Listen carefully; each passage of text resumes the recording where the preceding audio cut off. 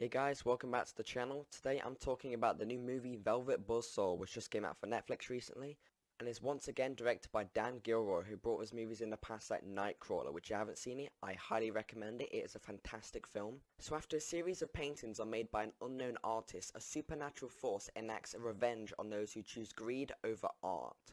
So like I said, this film holds two very different halves. The first half being this great way of introducing you to this world, this grand world of art, and how the characters within this world react and respond with each other.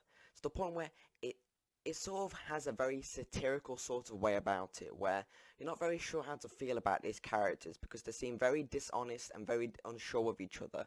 At points even questioning the career path themselves have chosen.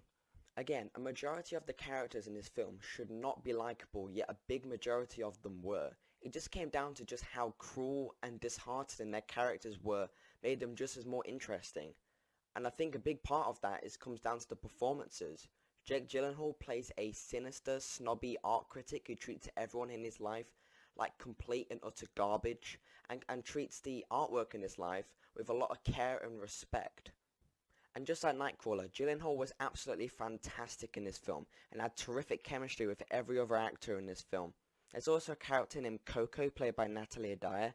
You might have noticed her from shows like Stranger Things, also on Netflix.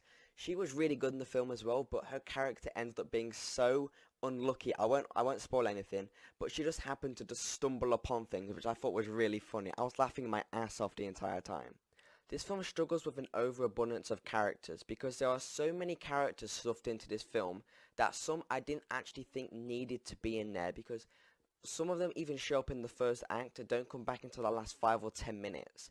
And because of this, it does a pretty poor job of explaining who the main protagonist is.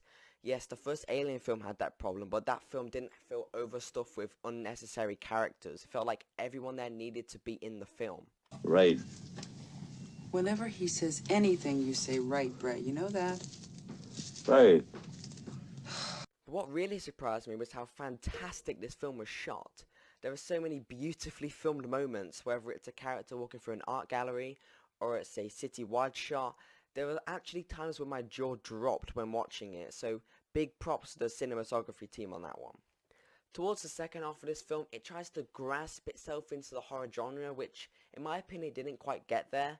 There were a few jump scares, I'd say, which felt a bit bland and quite underwhelming and mostly a bit cliche.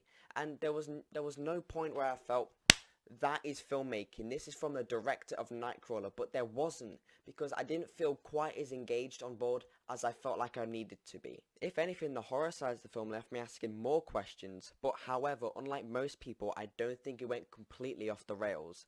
In the third act, there is a great use of colour, and there's also some pretty good death scenes, but overall, I don't think this film is nearly as well a crafted film as Nightcrawler. I do hate to compare this film to Nightcrawler, as that film is just the highest level of filmmaking you can get. It's like comparing a 3-course meal at TGI Fridays to a Happy Meal from McDonald's. With all that being said, I reckon most people will have a pretty good time with this movie, especially if you are a fan of Dan Gilroy's work. I'm giving Velvet Buzzsaw a B. Guys, thank you so much for watching my review. If you like, you can always click the subscribe button, and I'll see you next time. Peace.